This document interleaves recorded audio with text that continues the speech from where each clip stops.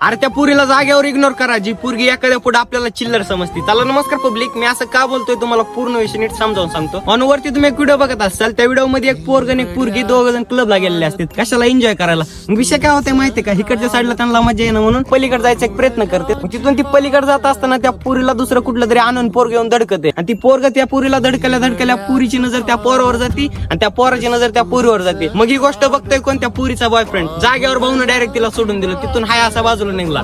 सांगायचं फक्त एकच बघा, की तुमच्या जीवनामध्ये एवढी धमक जर असेल की तुम्ही भाई on the spot direct ignore करू शकता एखाद्या पुरीला, तर तुम्हाला जीवनामध्ये असं कोणच नाही की तुम्हाला असं रोखू शकते, तुम्हाला असं धरून ठेवू शकते. विचार करायची गोष्ट आहे बघा. मला फक्त एकच म्हणायचं, ऐका, जर तुमचं खरं प्रेम जर असेल आणि ती खरं प्रेम तुम्हाला चार चौघामध्ये दुसरं कोण दिसली असती तुमच्यापेक्षा भारी त्याला ही वाटायला लागले, तर ती तुमचं खरं प्रेम नाही, ती तुमचा वेहम आहे. आणि कवा बी खरं आहे. माझ्या भावाला माझं एकच सांगणं आहे, तेव्हा का भावांनो, असल्या खोट्या प्रेमामध्ये, असल्या खोट्या प्रेमाच्या जाळ्यामध्ये फसून राहू नका. कारण कसं आहे माहितीये का, इकडून कोण बी बिघून जर आलो आपण तर जीवनाला घोडे आपल्या सहित. मी ऑन द स्पॉट तुम्हाला सांगायला लागलोय. त्याच्यामुळे एकच सांगायचंय, असल्यापासून सावध राहा, सुखी राहा, समाधान राहा. चला धन्यवाद.